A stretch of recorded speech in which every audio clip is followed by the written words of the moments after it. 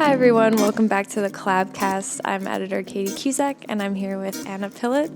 Welcome. Thank you. Anna is the creator and artistic director of Emerging Choreographers Project, which is a really cool thing that's happening to the dance community here. And you've been at it for a few years. Why don't you tell us how it got started or what kind of drew you to start the project? Sure. So we started in 2017. I moved to the area in almost 7 years ago now in August, and it took me a little while to really figure out where the dance scene was. Granted, I was traveling at the time, so I wasn't here full time, but finally when I did find it, it started to feel a little bit disconnected to me. So the companies all kind of knew each other, but didn't really collaborate. And I was having a harder time finding opportunities to present my own choreography. So I thought it would be great to create a project that would feature and fund emerging choreographers or up-and-coming choreographers who wanted to have a space to present their work. And the first ideas for Emerging Choreographers Project was born. And then I applied for funding at the Art Center in Troy through using EBA as my fiscal sponsor and was granted funding. So we showed work in 2017 at Albany Center Gallery in downtown Albany and featured the work of 6 choreographers. Nice. Yeah.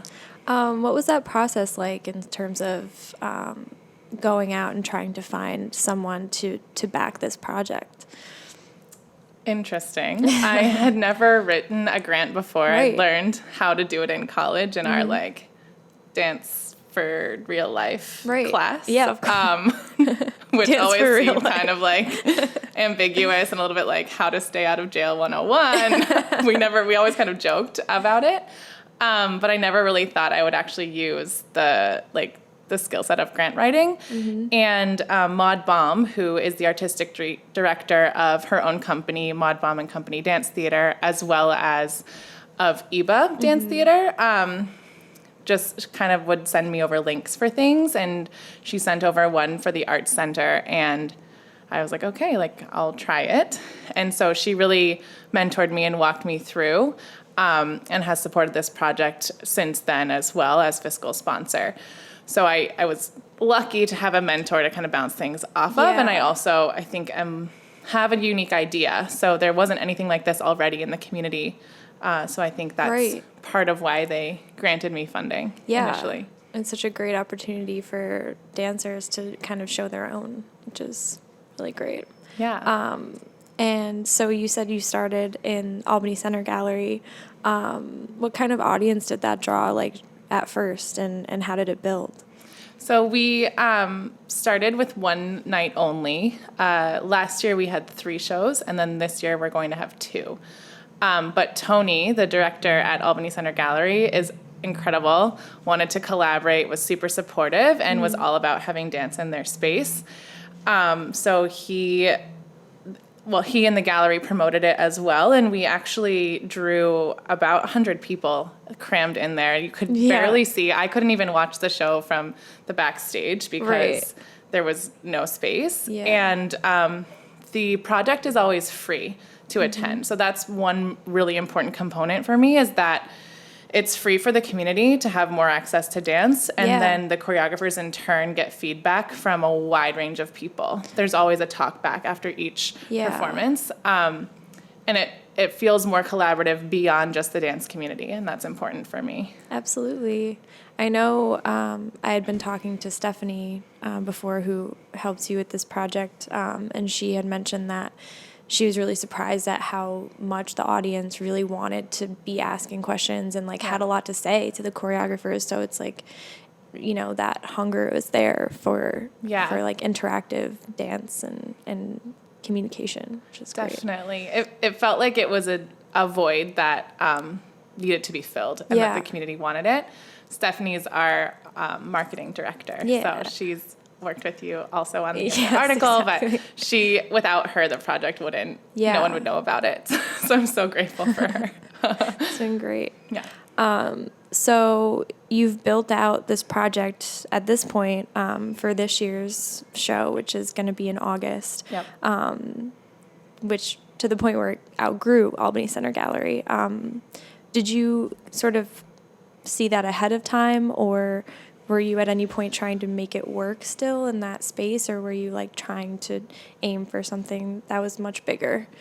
I would have loved to stay in that space. I love the idea of cross-disciplinary collaboration. So having the visual art on the wall. Last year, all of the photographs, I forget the artist, but all of the photographs were of the human body. Yeah. So it worked really beautifully with dance, and then it was promoting his work as well as showcasing the movement. Yeah. The problem is that there's not a lot of seating, and then the sight lines are a little bit difficult. Yeah. So maybe one day we can figure out like one show at the gallery and one show in a more traditional theater. But the thinking this year with the Cohoes Music Hall, which is incredible, I'm super pumped to be there, is so that we can also film the work and gift the film to the choreographers as well for their promotional purposes, and then have a little bit more of a traditional theater feel and see how that goes, and if it works better, or if we prefer to be in a more intimate gallery setting for the next year. Yeah. Or why not both? Or both, yeah. I would love to do something crazy outside. Yes. We had tried to be outside, but we're having some issues with like permitting and dates and things like that. And there's always the question of weather. But maybe next year we'll be outside somewhere and do free dance outside, that'd be really which would cool. be awesome. Yeah, I know. We've talked about that before, that's one of your kind of like big aspirations for the Capital Region, is to have a huge dance festival, which would be so cool, on top of all the other like food and music and film festivals that we do have around here. I think it'd be really rad to be able to go to live dance outside on a summer night, and then even have it, I don't know how long it would be, this festival in my dreams, but like even if it was like a 4-day thing, and some of the larger companies in the area, like Ellen Sinopoli or Maud Baum and Company, Knocker Dance in Saratoga. I know Laurie, who has Loose Change Dance Collective, she participated in year 1 as well, but having some of these other companies like anchor evenings, and then have Emerging Choreographers Project be one aspect, and then also have a day where it showcases all the dance like schools in the area or cultural dance, and just have it be all the dance that we have in Albany featured in 4 days and as free as possible would be really so cool. Yeah. So if anyone wants to donate some funds, we're always looking, emergingchoreographers.com. Support local art. Yeah. Gotta do it. So you have a pretty good range of dancers who are going to be in this year's show. Are there any particular ones that stand out to you in terms of like brand new work that you're showing this year? So this year we have 5 brand new to the project, and 3 returning. 2 of the 3 returning artists have participated in all 3 years. So that's Laura Teeter and Sarah Senecal. And then Luisa Barta, this is her 2nd year. And we have 5 brand new. One that I'm super excited is Whitney Wilson. She is a student in Boston, I think at Boston Conservatory. But I'd have to double check that. It's somewhere in Boston. In Boston. And so she's a young artist, still in college. She's home for the summer. She's from this area. And I'm pumped to see her duet. It's her and a male dancer. And then we also have Dory Boyce, who's doing Lindy Hop. So there's like a really wide variety. There's also 2 newer choreographers, Elena and Caitlin, I believe. Maybe it's Shannon and Caitlin. There's also an Elena. But they're all newer, I believe, to the choreography scene. So they're really in it to get feedback on their work. They're starting out, they're excited to show work, and they're not as established, which is totally the goal of the project. Yeah, because you got to have somewhere to build from. Right. This is a great opportunity for that. Yeah. What kind of guidelines are you looking for from people who would like to be involved in emerging choreographers, like as this continues to go on? That's a great question.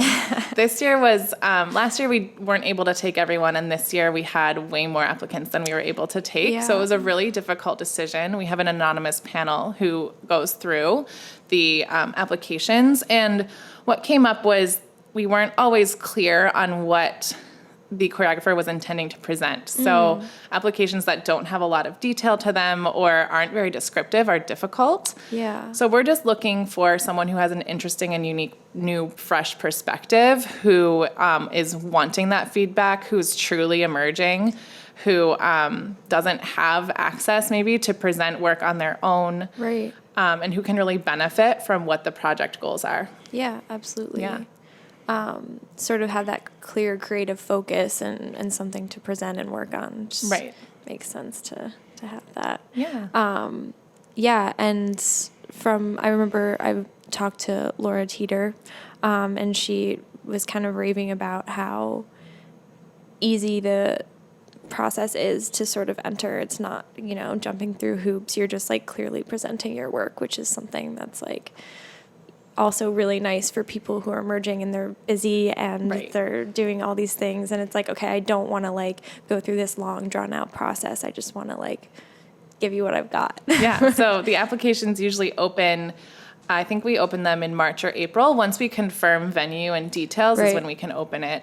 And then it's open for about a month generally. We take like a week to review and then notify everyone so that they have like at least like, I think they had about 8 weeks this year before the show, so that they can work. And we try to keep it as simple as possible. Right. I know, speaking of Laura, like she has a lot of irons in the fire and Yeah. is all over. So someone like her, we of course want her to be able to be involved. So if Right. it has a lot of components to it, it gets a little bit complicated. Right. Yeah. People don't necessarily have the time and energy to Yeah. be working on. I've also noticed that even producing this year, I'm not showing my own choreography. I really want to focus on producing a quality show or Yeah. a quality performance for everyone. So working with all of these different choreographers has really opened up the community for me as well. And I feel like we're all in a similar place. Yeah. Maybe not necessarily a similar age range, but pretty close. And we're the future of dance in Albany. And so it really is up to us to like put dance in the front. I feel like sometimes it gets buried behind the other Yeah. arts. Oh, absolutely. And so I've already noticed like a more open, collaborative feel to it. And I think it's just even through introductions. Like it's Yeah. not like no one wanted to collaborate. It's just having the space to do it. Yeah. Yeah. I mean, when you're working in a field that's not exactly, like brought up like other fields are, like, how are you really supposed to find anyone else to work with? Right. Everybody's kind of in their own little cave. I don't want to Yeah. call it cave, but it's true. Like working Everyone on has their own blinders things. on. Right. And just trying to do like their best work, I'm sure. Yeah. Maybe that's, And I haven't felt, I think there's always room for everyone. yeah. And when we start to feel scarcity is when we start to feel that competitive edge or Yeah. like, oh, well, if they have that opportunity, I won't have it or Right. things like that. So I think the more we open it up and say like, there's room for everyone at the table and there's space, the better it's going to be. Yeah. It's always an interesting conversation about Yeah. like scarcity and do we have enough or do we have too much, and like what does that mean about what's the word I'm looking for? Sort of like when it gets like too much of something. I'm literally blanking. Yeah. Or it's just like, and then it's like people, inundated. and like people aren't going to care about it anymore if there's too much of it around. And it's like, well, it doesn't have to be that way. If it's just good work, it's good work. Right. And different work too. And that's what's probably cool about, seeing these acts go on every year. And even if it's the same choreographer, I'm sure they're working on very different things. The goal is that it's always new or recent work. So Great. part of the application is that it has to be work within the past 2 years. And ideally it's something that the choreographer would like feedback on. So it's not like a fully polished piece that they've had in their repertoire for 6 Yeah. years. It's truly something new. And I think that really opens up the project to anyone. So yes, the word emerging kind of implies brand new or up and coming, but your work could be emerging or you're trying something new or different. So then that qualifies for the project. Yeah. I mean, Lindy Hop isn't necessarily an emerging dance form, but it feels emerging because it's not really common anymore. Like you don't see it places. And, Yeah. and even like talking to Dorothy, that was really cool to like learn about the community that exists, and it's so underground, and trying to kind of bring some light to it and build it out Yeah. and get people involved. And then you have Laura's piece, which is this like life's work that she's basically doing to Mozart's Requiem, which is like really cool just to know that what you're watching is just a tiny piece of something that she's been building on just for her entire dance career. And Right. like it'll eventually be this whole thing. It's Yeah. like kind of a cool thing to witness. You have a head start because you got to sneak I peek did. those and I was away. So, but I know, like, even as an artist, like, there are those pieces of music or those ideas that we have over time. Yeah. That are built out and don't come to fruition right Yeah. away. Like, the piece for my company, People Who Move, with all the dresses. Yeah. It's called Brushed Off. I've worked on that one since 2014, I think. And each year it shifts a little bit that I do Changes. it. And it's really like fleshed out. Yeah. It's been fleshed out over like a long time. Yeah. So it's really cool to see. Yeah. Dance is a living art form. You only see it. I feel like it has the most impact live. Yes, you can see dance on film, and then there's a genre, dance for camera, which is really cool. But when you're in the moment with the artists, that only exists for that time. So Yeah. it's just really cool. Absolutely. And I love just sort of like being in on a piece of somebody's like creative development, where it's like, oh, I've been thinking about this for so long and I finally found it. And it's Yeah. like, this is it. And I don't know, that always gets me so psyched. I'm like, I yes. feel like I always want to cry when I'm talking to you. We get so passionate. Like it brings a Let it tear to out. my eye. You get it. I won't let you cry on camera. Okay, great. We're going to keep it light, keep it fun. So fun. Yeah, having a great time. So if people want to come out and see the show, when can they do it, and where can they? Do they have to get tickets, or is it kind of open to just show up? So it's August 15th and 16th at the Cohoes Music Hall. And it's at 7:30 p.m. That's a Thursday night and a Friday night. So it's a little summer friendly. If you still want to go Yeah. away for the weekend, you won't have to miss the show. Tickets are free. We ask if people wouldn't mind reserving in advance via emergingchoreographers.com/tickets. And we are funded by grants and donations. So if people feel that they can give something, all of our tickets can be reserved with a donation as well. Nice. And if anyone wants to make a significantly large donation, we also can do tax-deductible donations. So just reach out to us for more info via our website.